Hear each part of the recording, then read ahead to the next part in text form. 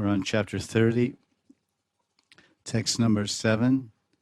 The gopis search for Krishna, asking the trees and now the plants and flowers. Kachit tulasi kalyani govinda charana priye sahatwali kuler bibrad dristas te priyo chuta.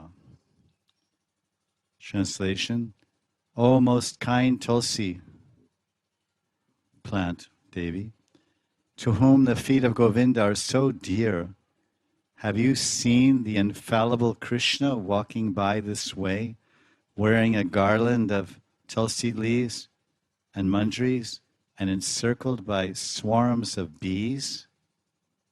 Ali Kula. Ali Kula means, Ali means bees and also means gopis. Ali. Preshta alibi sevyamanam smarami.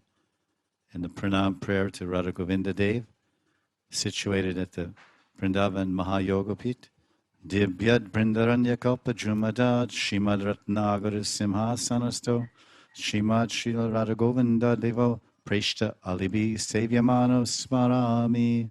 Preshta Ali, surrounded by their dearmost chief and main Sakhis and Manjaris, and the 24-petal configuration of the lotus at the Yoga Pit, with the 4 Digdwaras. So there's 28 Sakhis there. And in the middle there's Radha and Krishna. So there's 29 Sakhis and Krishna. So this is Ali Kula. Kula means family or swarm or group.